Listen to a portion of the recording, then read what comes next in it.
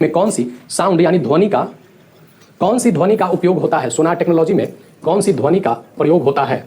चलिए नेक्स्ट देखते हैं कि श्रव्य ध्वनि, प्राश्रव्य ध्वनि, अवश्रव्य ध्वनि, इनमें से कोई नहीं, एक से अधिक। तो यहाँ पे जो सोनार टेक्नोलॉजी में जो उपयोग होता है यह अल्ट्रासोनिक होता है, प्राश्रव्य ध्वनि। ठीक है, और इसका आंसर क्या हो जाएगा? प्राश्रव्य ध्वनि, ऑप्शन नंबर बी, 20,000 हर्ट्ज से ये ऊपर होता है। ठीक है, आगे चलिए नेक्स्ट क्वेश्चन।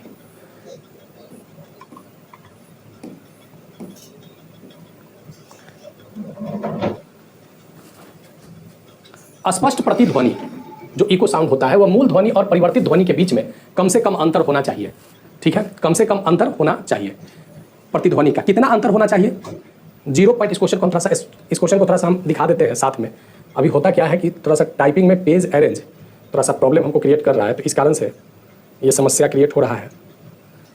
ठीक है, यहाँ पे इसको देखिएगा जरा।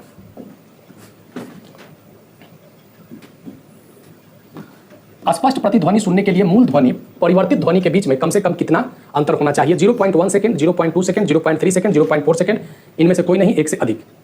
इसका आंसर क्या होगा? ऑप्शन नंबर ए, इसका आंसर होगा 0.1 सेकंड।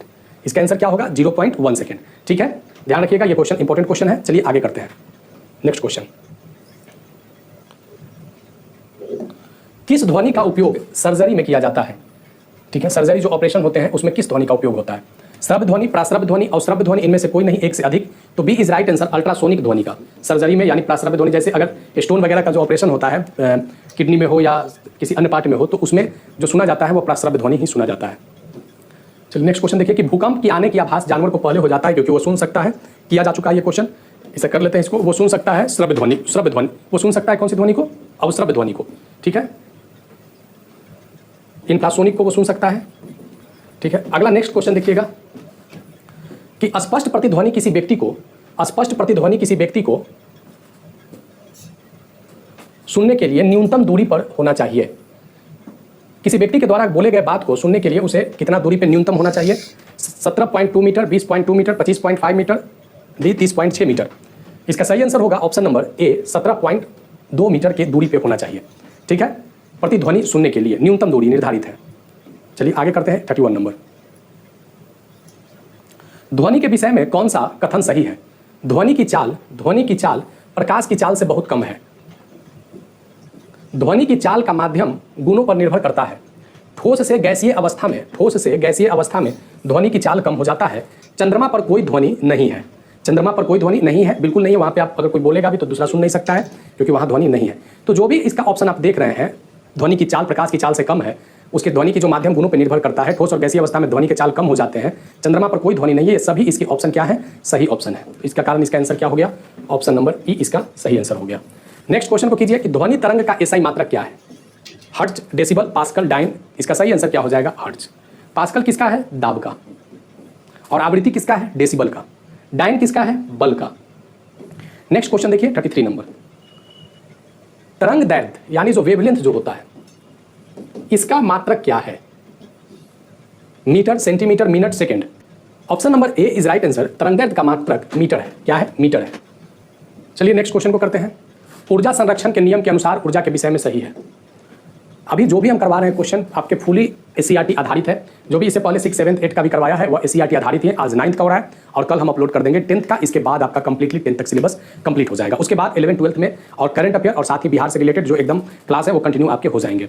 ऊर्जा संरक्षण का नियम, ऊर्जा का निर्माण होता है, ऊर्जा की उत्पत्ति होती है, ऊर्जा का विनाश होता है, ऊर्जा का रूपांतरण होता है।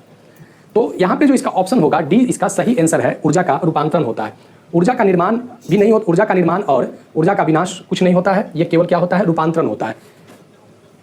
नेक्स्ट क्वेश्चन देखिए कि 1 जूल इक्वल कितना होता है? 1 joule 0.24 calorie, 0.39 calorie, 0.34 calorie, 34 calorie. Option number A is right answer, 0.24 calorie. ठीक है, जूल जो है वो किसका मात्रक है? ऊर्जा का मात्रक है। किसी पिंड का डिस्प्लेसमेंट, विस्थापन अगर शून्य कर दिया जाए, शून्य है, अगर किसी पिंड का विस्थापन डिस्प्लेसमेंट अगर शून्य है तो उस पर जो फोर्स लगेगा तो उस पिंड पर किया गया कार्य होगा 2 गुना, 4 गुना शून्य। यहाँ ध्यान रखिएगा, डिस्प्लेसमेंट अगर शून्य है तो बल द्वारा उस पिंड पर किया गया कार्य क्या होगा? तो बल द्वारा किया गया कार्य भी शून्य होगा। अगर विस्थापन नहीं हो रहा है तो वहाँ पे बल भी नहीं लग रहा है। ठीक है, नेक्स्ट देखिए आगे क्वेश्चन 37 नंबर।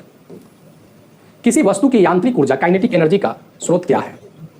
किसी वस्तु की यांत्रिक ऊर्जा यानी मैकेनिकल जो एनर्जी होता है, इसका सोर्स क्या है, kinetic energy, potential energy, gravity energy और न्यूक्लियर एनर्जी। इसका यांत्रिक ऊर्जा जो आप देख रहे हैं मैकेनिकल एनर्जी, इसका जो स्रोत है वह है काइनेटिक एनर्जी, गतिज ऊर्जा, और पोटेंशियल एनर्जी, स्थितिज ऊर्जा। इसके सही आंसर 2 होंगे, इस कारण से इसका ऑप्शन ई जो है वह सही होगा। आज हमने मॉर्निंग में बिहार के मध्यकालीन, बिहार से रिलेटेड एक वीडियो को अपलोड किया है। वो जो 30 क्वेश्चन जो उसमें गया है वह काफ़ी महत्वपूर्ण है, आप उसको एक बार जरूर रिवीजन कीजिएगा, एक बार जरूर उसे देखिएगा। दाब इक्वल होता है, दाब यानी प्रेशर इक्वल क्या होता है, तो प्रेशर इक्वल होता है फोर्स F बाई ए, ठीक है, बल बटा बल बाई एरिया, तो जिसे हम लोग कहते हैं प्रणोद बाई क्षेत्रफल। क्या कहते हैं इसे, प्रणोद बाई क्षेत्रफल। चलिए नेक्स्ट क्वेश्चन को देखते हैं। पानी का कील का डूबना लेकिन जहाज का तैरना यह कैसे संभव है? न्यूटन के द्वितीय गति नियम के अनुसार, उत्प्लावकता सिद्धांत के अनुसार, फ्लेमिंग के सिद्धांत के अनुसार, सापेक्षता के सिद्धांत के अनुसार। तो न्यूटन का द्वितीय गति नियम तो फोर्स और मास और एक्सेलरेशन से जुड़ा हुआ था, लेकिन यहाँ पे जो नियम जो जुड़ा हुआ है वह है उत्प्लावकता का सिद्धांत। किसका सिद्धांत? उत्प्लावकता का सिद्धांत। और इस उत्प्लावकता के सिद्धांत को किसने दिया था? आर्किमिडीज ने दिया था। किसने दिया था? आर्किमिडीज ने दिया था। अच्छा, इसके साथ हम आंसर तो कर लिए हैं। सापेक्षता के सिद्धांत को किसने दिया था? आइंस्टीन ने दिया था। आइंस्टीन ने दिया था सापेक्षता, theory of relativity, theory of relativity. अब ये देखिए कि इसमें क्या होता है उत्प्लावकता के सिद्धांत में, यानी उत्प्लावकता के सिद्धांत में आर्किमिडीज ने कहा कि लिक्विड और गैस में, देखिएगा कभी कभी डिफिनेशन भी पूछता है, लिक्विड और गैस में जो भी आंशिक या पूर्ण, यानी जो पार्शियली या जो उसका जो फुल होगा, पूर्ण बल जो होगा वह क्या होता है, पूर्ण बल जो है वो किस कहाँ लगता है? ऊपर की ओर लगता है, ऊपर की ओर लगता है। ठीक है, तो यहाँ पे ध्यान रखिएगा, इसमें उत्प्लावकता के सिद्धांत के अनुसार ही कहा गया था कि कील डूबता है और जहाज जो है वो उसका बनावट ऐसा होता है कि उस पे जो पूर्ण बल होता है वो ऊपर की ओर लगता है। आर्किमिडीज ने दिया था। आइंस्टीन के बारे में यहाँ पे थ्योरी ऑफ रिलेटिविटी के बाद भी एक बात ध्यान रखिएगा कि वर्ष 1921 में आइंस्टाइन को नोबेल पुरस्कार दिया गया था। कौन सा पुरस्कार? नोबेल पुरस्कार। क्या इनको जो आइंस्टीन को जो पुरस्कार मिला था ये रिलेटेड किससे था? किस कारण से इन्हें पुरस्कार ये दिया गया था? ये आइंस्टीन को ये पुरस्कार मिला था फोटो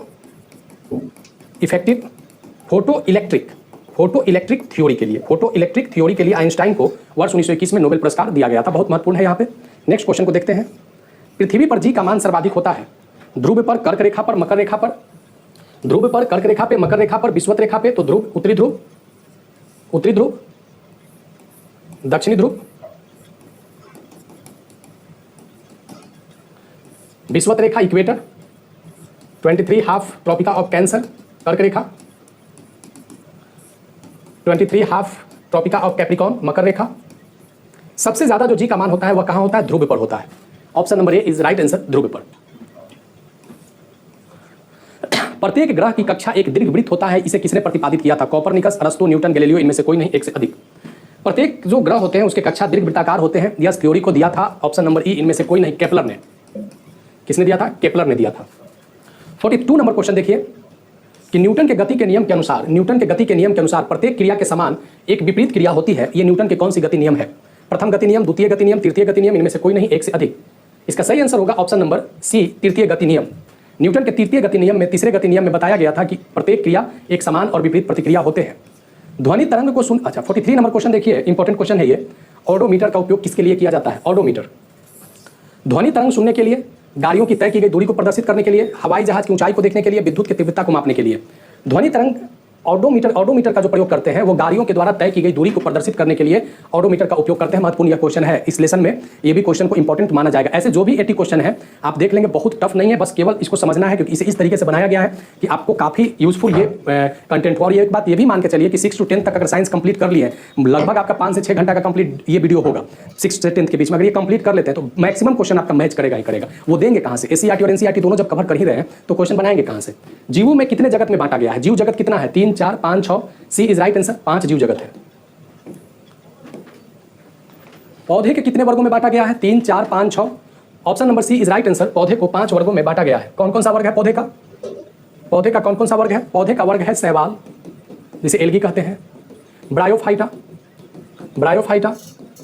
जिम्नोस्पर्म, टेरिडोफाइटा,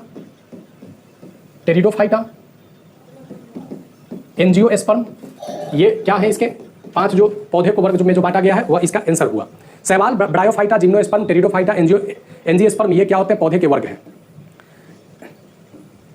इनमें से जीवों का एक वर्ग नहीं है, मोनेरा, प्रोटिस्टा, एनिमिलिया, शैवाल। तो जीवों के वर्ग में, जीवों के 5 वर्ग हैं जिसमें शैवाल जो है वो जीवों के वर्ग में नहीं आता है।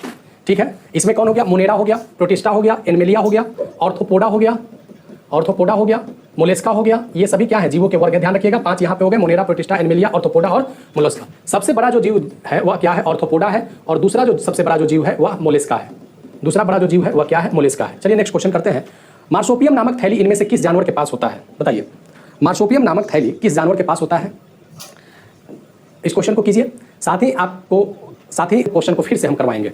मार्सोपियम नामक जो थैली होता है वह कंगारू होता है, ठीक है। तो इनमें से कौन सा जानवर एमीफीबिया वर्ग में है, मेढक, सैलमेंडर, टोड, इनबसई। इसका सही आंसर क्या होगा, नहीं है।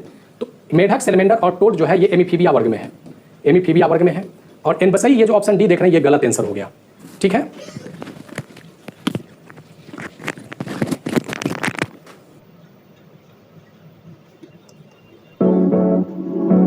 अब 49 नंबर क्वेश्चन को हम लोग देखेंगे कि जंतु जगत में सबसे बड़ा संघ कौन है, कर चुके हैं, ऑर्थोपोडा है।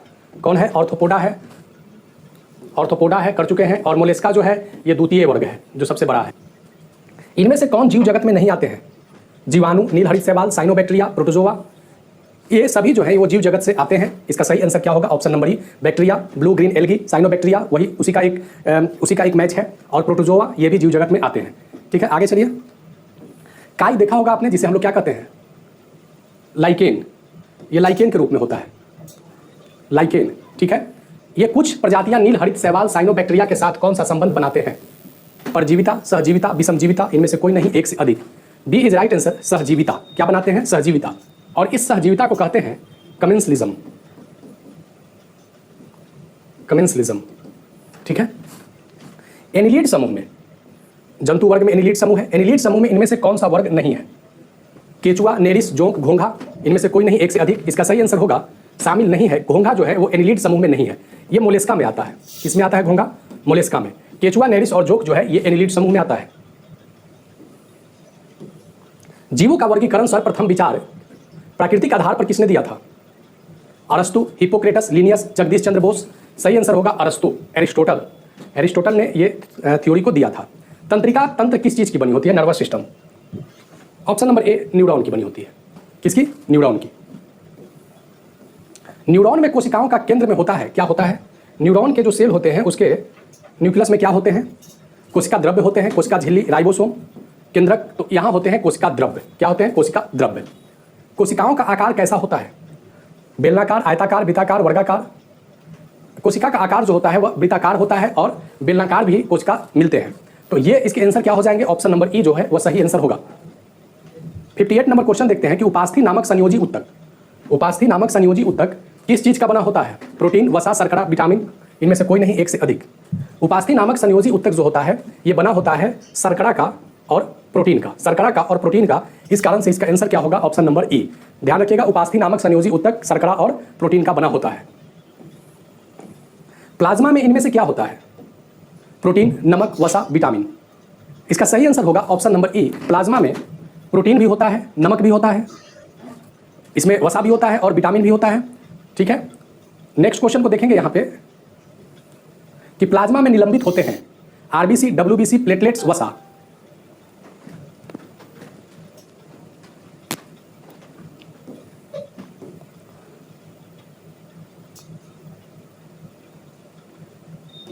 प्लाज्मा में आरबीसी, डब्ल्यूबीसी, प्लेटलेट्स ये सभी होते हैं। Option number E is right answer.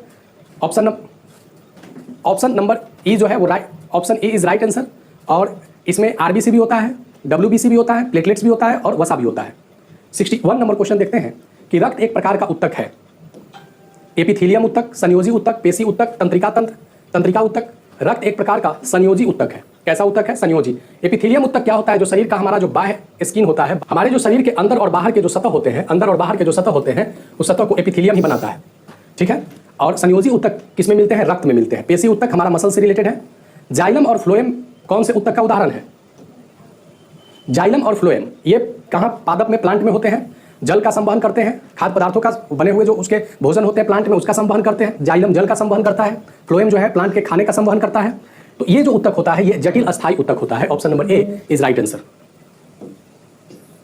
इनमें से कौन सर्वाधिक पाचनकारी एंजाइम है, सबसे ज्यादा जो डाइजेस्टिव एंजाइम है वह कौन होता है, माइटोकॉन्ड्रिया, लाइसोसोम, राइबोसोम, प्लेस्टेट। तो इसका सही आंसर होगा option number B is right answer, lysosome. Next देखते हैं, आत्महत्या की थैली, सुसाइड बैग किसे कहते हैं।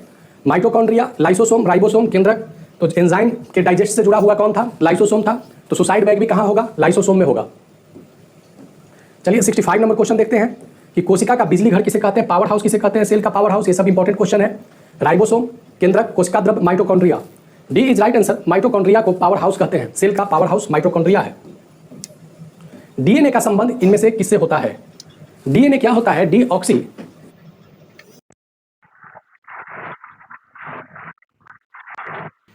से होता है। डीएनए क्या होता है? डीऑक्सी। डीएनए क्या होता है? डीऑक्सी न्यूक्लिक एसिड होता है। और एक होता है RNA, ribose nucleic acid, RNA. तो डीएनए का संबंध लाइसोसोम, राइबोसोम, माइटोकॉन्ड्रिया। तो यहां पे जो रिलेटेड आंसर होगा वह होगा माइटोकॉन्ड्रिया से होता है। कहां से होता है? माइटोकॉन्ड्रिया से होता है। डीएनए में किस पदार्थ विद्यमान रहते हैं? डीएनए में क्या विद्यमान रहता है?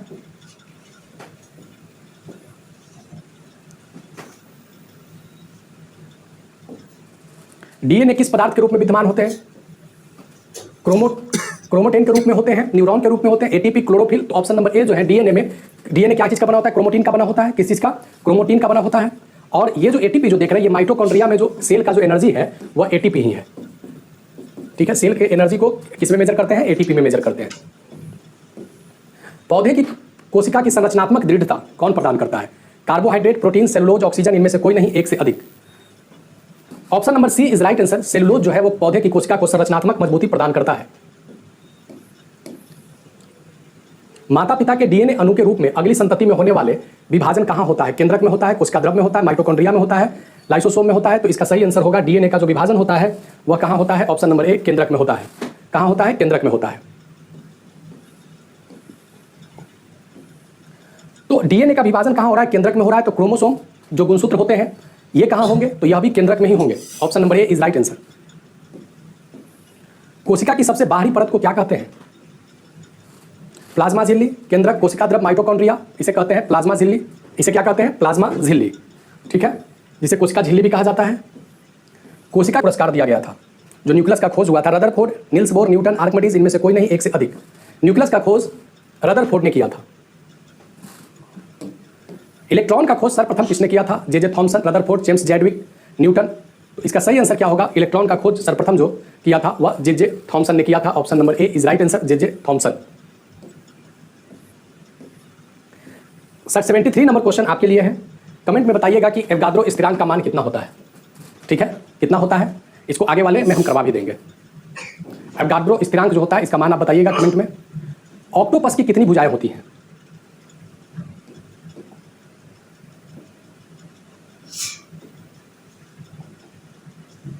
ऑक्टोपस की कितनी भुजाएं होती हैं? 6, 7, 8, 9। C is right answer. Octopus की 8 भुजाएं होती हैं। नेक्स्ट क्वेश्चन, 1 नैनोमीटर के बराबर कितना होता है? तो 1 नैनोमीटर बराबर होता है, इसका ऑप्शन नहीं बन पाया था टाइपिंग में, तो 10⁹ को बोलते हैं 1 नैनोमीटर। क्या बोलते हैं? 1 नैनोमीटर। परमाणु सिद्धांत को किसने प्रतिपादित किया था? Dalton, Newton, Nils bore. तो परमाणु सिद्धांत को परिभाषित किया था डाल्टन ने। किसने? डाल्टन ने। वायु संगठन में नाइट्रोजन का प्रतिशत कितना है? 78%, 21%, 72%, 76%। ए इज राइट आंसर, 78%। 21% ऑक्सीजन है।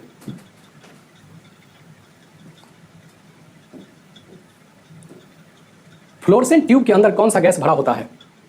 Organ, neon, radon, helium. D is right answer, helium. और जब भूकंप की जब अनुभूति होती है तो वायुमंडल में कौन सी गैस की मात्रा बढ़ जाती है? तो रेडॉन की मात्रा जो है वो क्या हो जाती है? बढ़ जाती है अर्थक्वेक के समय। 79 नंबर क्वेश्चन है कि इनमें से ड्राई आइस किसे कहते हैं? शुष्क बर्फ। Carbon monoxide, carbon dioxide, sulphur dioxide, hydrochloride. Dry ice कहा जाता है। Option number C is right answer, CO2 को, कार्बन डाइऑक्साइड को। 80 के साथ आपका कंप्लीट हुआ क्लास 9th का SCERT, जो इस SCERT में आपका फिजिक्स, केमिस्ट्री, बायोलॉजी से रिलेटेड इंपॉर्टेंट क्वेश्चन है। 1 से 2 बार ये वीडियो देखिए। 6 to 10 तक अगर आप 1 से 2 बार वीडियो को कंप्लीट कर लेते हैं तो आपको ये पूरा साइंस से रिलेटेड क्वेश्चन, बहुत जो संभावित प्रश्न जो पूछे जाने की संभावना